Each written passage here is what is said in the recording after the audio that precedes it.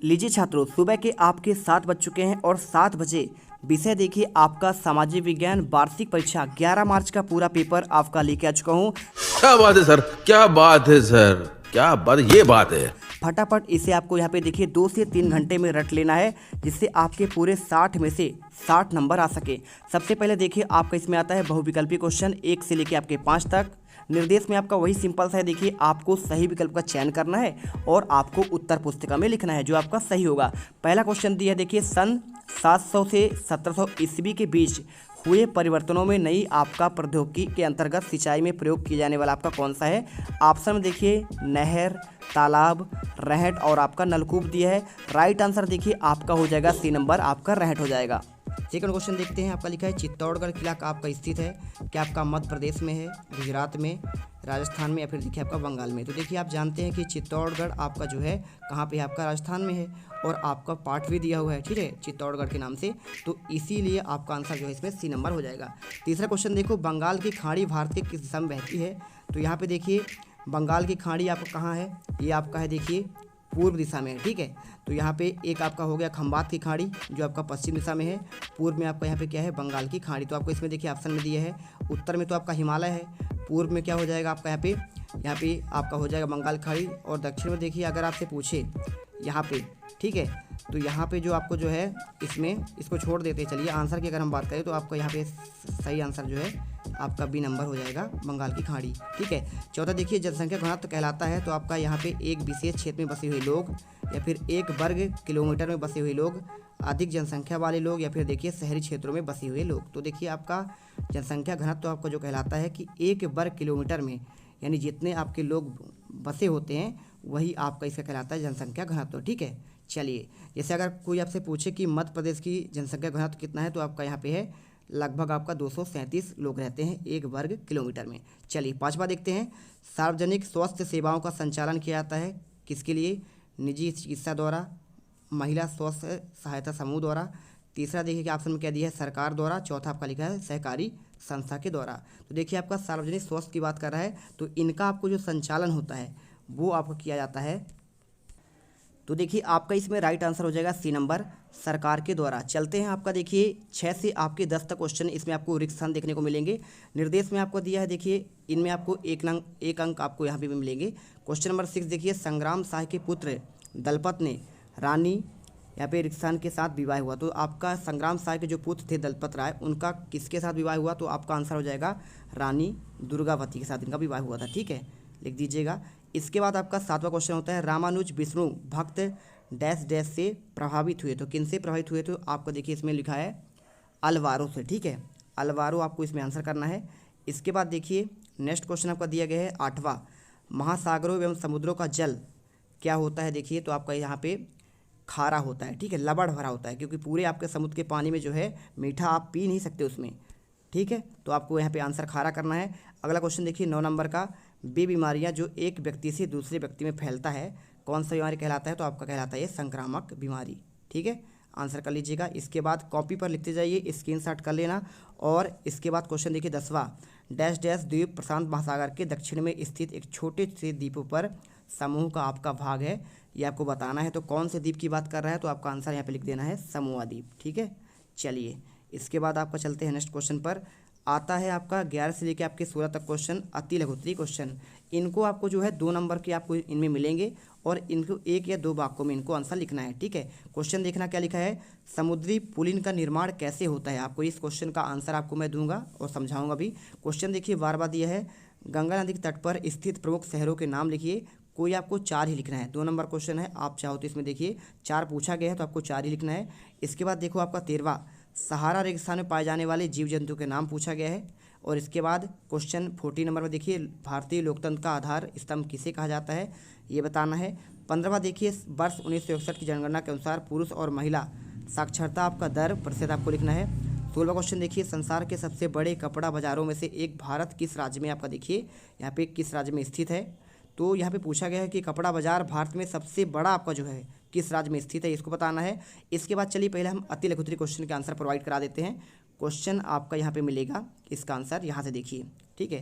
तो ये देखिए इसका आंसर क्वेश्चन 11 का आपको लिखना है, कि समुद्री पुलों का निर्माण जो है समुद्र की लहरों द्वारा, जैसे आपका क्या है, बालू हो गया, कंकड़ हो गया, पत्थर हो गया, इनके आपके जमा होने से होता है।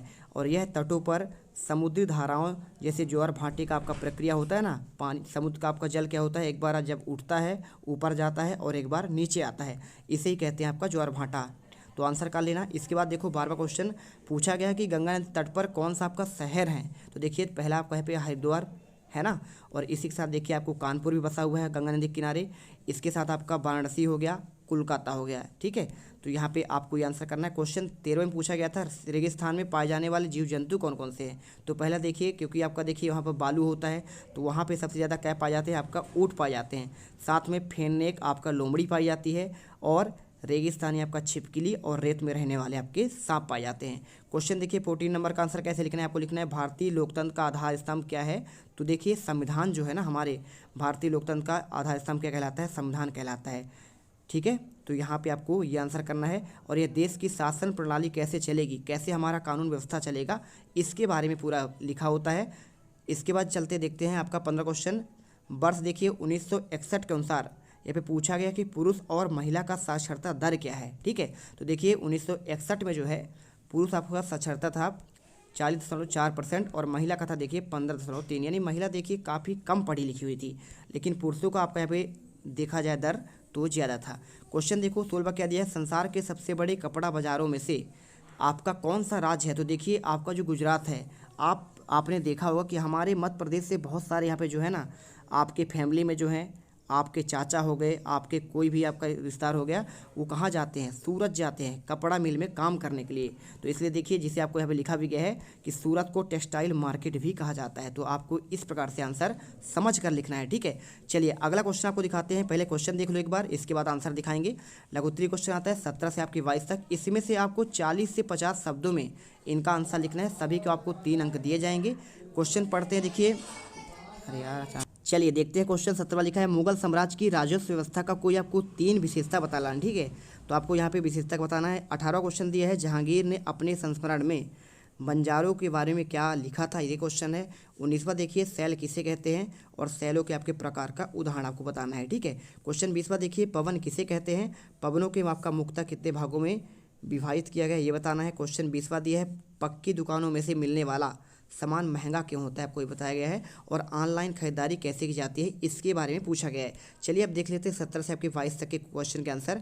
तो देखो सबसे पहले अगर हम बात करें तो मुगल साम्राज्य के 3 आपकी भी राजस्व की जो है 3 विशेषताएं पूछी गई थी। पहला आपको लिखना है, अकबर के शासनकाल में टोडरमल, देखिए यहाँ पे जो है ना राजस्व विभाग का मंत्री था वो, तो वो क्या किया, देखिए जब्ती कानून को लागू किया गया था, जिसमें भूमि की नाप जोख हो गया, साथ में देखिए कर का आपका निर्धारण किया जाता था।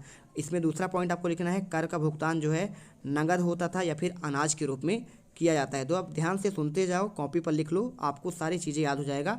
आपके पास अभी पूरा दिन का समय रहेगा, 2 बजे आपका एग्जाम है, ठीक है।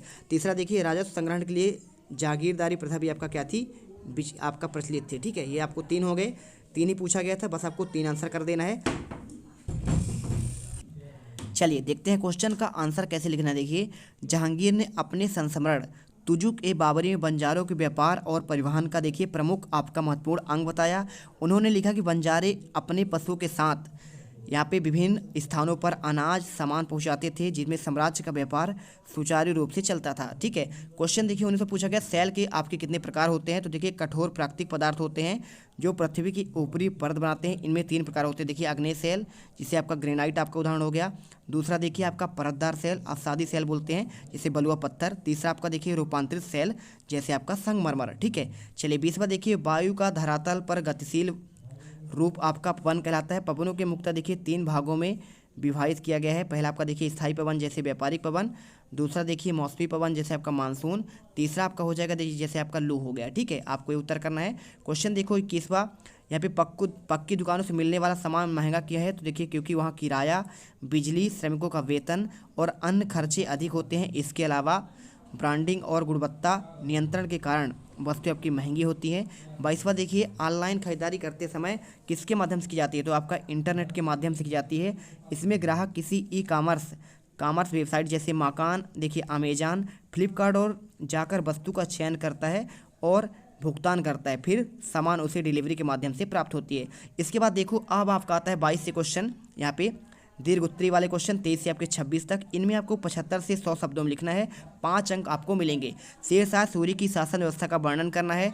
चोल शासनकाल में कृषि और सिंचाई की व्यवस्था पूछा गया है। पर्यावरण को हमारे जीवन में मूल आपका आधार क्यों माना गया है, और सेंसरशिप से क्या है आपका आवश्यक क्यों है, आपको बताना है। चलिए आंसर देखते हैं। यहाँ पे देखिए सबसे पहले आपका यहाँ पे आंसर मिलेगा क्वेश्चन 23वें का, शेरशाह सूरी की शासन व्यवस्था। तो देखिए शेरशाह सूरी ने एक सुव्यवस्थित शासन प्रणाली स्थापित की। उन्होंने भूमि सुधार किया, राजस्व व्यवस्था को सुव्यवस्थित बनाए रखने के लिए उन्होंने सड़क ए आजम जैसी, देखिए यहाँ पर क्या किया गया, सड़कों का आपका निर्माण करवाया, व्यापार को बढ़ावा दिया। न्यायिक प्रणाली सुधारने के लिए उन्होंने एक निष्पक्ष न्याय प्रणाली लागू की। उन्होंने प्रशासनिक इकाइयों पर सरकार, परगना और ग्राम स्तर पर विभाजित किया, ठीक है। और इसके बाद देखिए चोल शासनकाल में कृषि व सिंचाई व्यवस्था कैसी थी। देखिए चोल शासनकाल में कृषि आय का स्रोत थी, किसानों की उन्नत कृषि तकनीकी जैसे अपनाने के लिए प्रोत्साहित किया गया। साथ में देखिए सिंचाई के लिए आपके जलाशय, नहरें और इसके साथ देखिए कृत्रिम जल में स्रोत बनाए गए। एरी नामक जल संग्रहण में प्रचलित की गई, जिनमें वर्षा का आपका जल संग्रहित कर खेतों की आपकी सिंचाई व्यवस्था की गई। भूमि की उर्वरता बढ़ाने के लिए यहाँ पे देखिए क्या किया गया, उपजाऊ मिट्टी और उन्नत बीजों का प्रयोग किया गया, ठीक है। 25वां देखिए पूछा गया कि हमारे पर्यावरण में जीवन का आपका मूल आधार क्या है। तो देखिए सबसे पहली बात आपको यहाँ पे जैसे हमें जल हो गया, वायु हो गया, भोजन हो गया, प्राकृतिक संसाधन प्रदान करते हैं। साथ में वनस्पतियाँ हमें ऑक्सीजन और यहाँ पे देखिए देती हैं, साथ में जीवन हमारा संभव हो पाता है। जलवायु परिस्थितियों में तंत्र का आपका जब संतुलन होता है तो पर्यावरण क्या होता है, आपका संरक्षण करना आवश्यक है, ठीक है। इसलिए आपको यहाँ पे पेड़ पौधे लगाने चाहिए जितना ज़्यादा हो सके, है ना, इससे हमें स्वच्छ वायु मिल सके। यदि पर्यावरण प्रदूषित होगा तो स्वास्थ्य पर क्या होगा, आपका प्रतिकूल प्रभाव पड़ेगा, बहुत सारे आपका बीमारियाँ यहाँ पे उत्पन्न होंगे। इन्हीं में से देखिए आपको यहाँ पे प्राकृतिक आपदाओं की भी संभावना बढ़ती है, ठीक है।